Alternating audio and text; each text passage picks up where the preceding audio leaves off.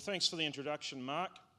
Before I start talking about what I see the challenges are for farmers and why I'm joining ACT, I do want to pay tribute to the work that Mark has done over the past 3 years. 3 years ago, I, and probably many other New Zealand farmers, would have said, Mark who? Well, 3 years on, every single one of us knows who Mark is. He has been our voice in Parliament. He has worked tirelessly for New Zealand farmers, and as many farmers have said to me, he was the only one standing up for us in Parliament. Others may talk the talk, but walking the walk is something else. So thank you, Mark, for everything you do, and I'm looking forward to joining Mark in Parliament and adding my voice, and apparently a second economics degree, to giving New Zealand farmers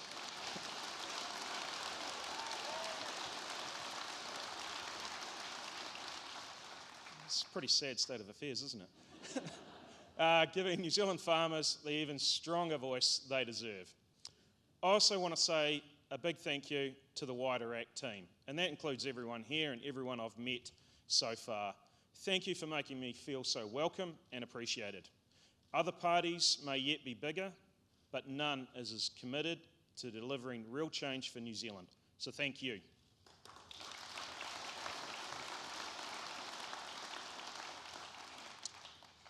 So why am I here?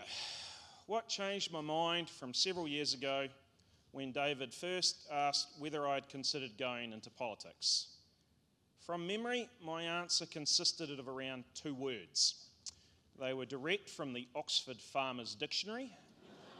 Just to be clear, it wasn't hell yeah. A little bit more on the agricultural side of the spectrum. Well, our ACT team have 3 C's they like to talk about when talking to the public.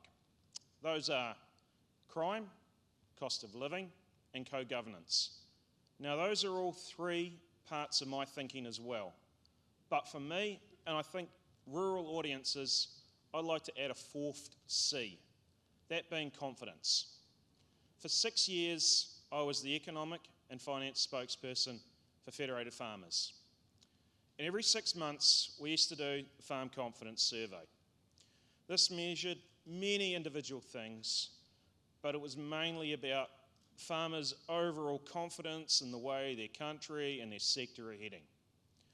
For those 6 years, apart from the blip when we were all released from COVID home detention, that level of confidence has gone only one way, and that is down. It breaks your heart to see it, but it currently sits at its lowest level ever since the survey began.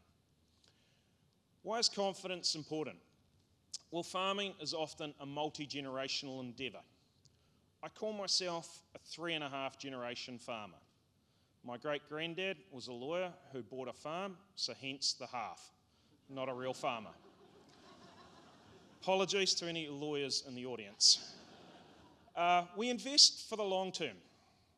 If one season is poor, then as the saying goes, there's always next season.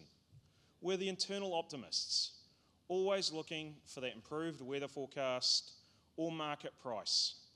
When you have so many uncontrollable variables, you need to be able to have confidence in that any rule changes will be properly thought through, that they are needed, they are science-based, and they will occur at a pace of change that is manageable. Perhaps most importantly, they will actually be practical and doable in the real world. When a farming family invests literally hundreds of thousands of dollars in infrastructure or equipment, that can only be with the confidence that they will get the chance to fully realise that investment. Whether it's myself or maybe my daughters that might be the beneficiaries, we need the real confidence that there won't not only be sunk capital, but wasted blood, sweat and tears. Therefore, it is not too much to say that confidence not only underpins the viability of our agricultural sector, but our whole economy. It's not just with compliance and rules that confidence can be eroded. It's also how those in leadership positions stand up for their sector. and champion it. Someone who has little to no confidence will not invest. They won't go the extra mile. It literally starves our economy of the get up and go, striving attitude that is our lifeblood. And this not only impacts on the farm's productivity, but as you and I know, it flows through our entire economy. Confidence just doesn't occur by happenstance. The current government began the erosion of farmer confidence with the freshwater package, a series of rules that were so impractical and poorly thought through that a number of them had to be abandoned within the week. I only wish I was making this up. Farmers started to point out the absolute stupidity of some of them, even as the government insisted it knew better. Other rules, like the stock exclusion rules, are now on their third rewrite in a vain attempt to find something that works. Now just imagine for a moment that you are a high country extensive farmer. You have an incredibly low environmental footprint, but you have been captured by these stock exclusion rules. This rule on its own could make a number of these iconic farms uneconomic at a stroke. For 4 years, you have been in the limbo of not knowing whether your farm has a future. Now imagine the stress and uncertainty you would feel. What incentive is there to invest? What if you had wanted to retire? Who would take the risk of buying your farm, with the exception perhaps of a carbon farmer?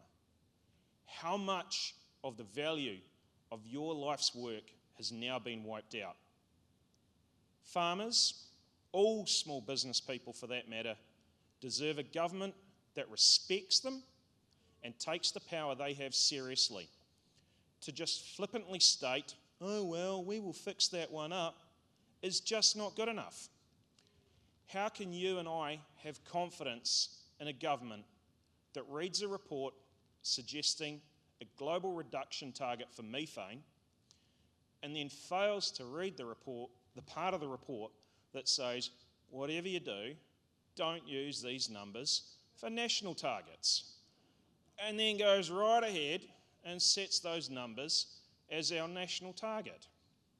It can only be ignorance or ideological pig-headedness. No offence intended to pigs, by the way. So which one is it?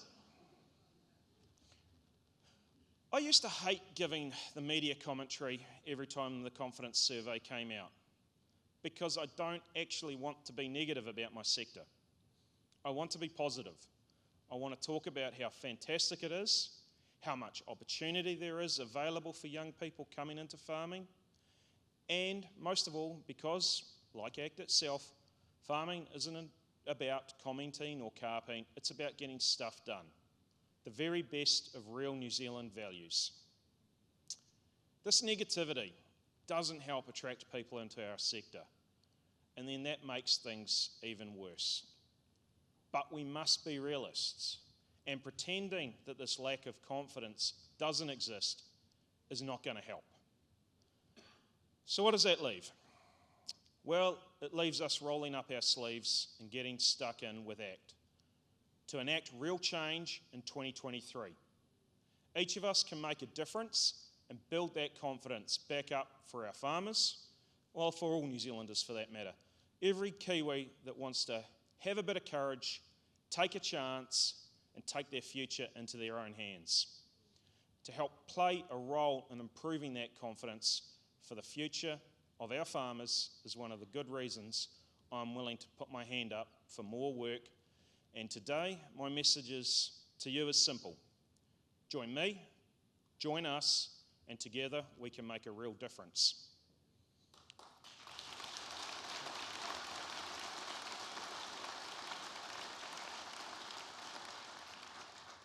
If we look at the top 4 priorities farmers need government to focus on, firstly, it's about fiscal policy. And I think it's critical that only ACT has put forward an alternative budget that brings government spending back under control. After all, why shouldn't the government live within the same constraints as the rest of us? The second item, it was about the economy and the business environment. Again, only ACT has the courage to be talking tax cuts, putting money back into the productive economy and not the black hole that is the Wellington bureaucracy. The third priority that farmers had listed was regulation and compliance costs. And once again, only ACT is consistent in its opposition to turning New Zealand farmers into international sacrificial guinea pigs at the altar of emissions pricing.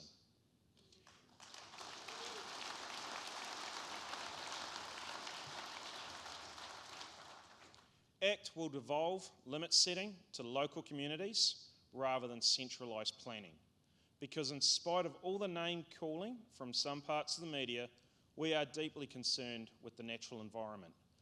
So much so, in fact, that we believe it is safer in the hands of those whose future is intimately tied up with it. That's why we'll repeal Three Waters. We will go back to basics with resource management, with rules based on sound science and facts, not mysticism and virtue signalling.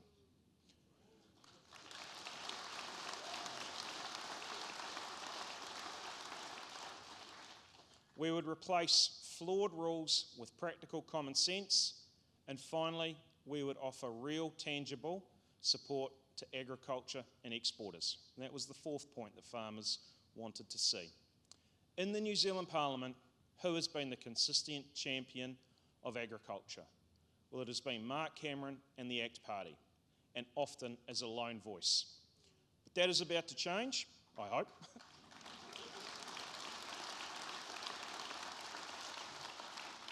And that is a big part of why ACT for me, and why we can now truly be thought of as the party for real Kiwi farmers. That's why we need real change in this country. That's why only ACT has the consistent track record of standing up to be counted when the going has been tough. Others will promise it, only ACT will deliver it, and that's the real difference. Thank you all.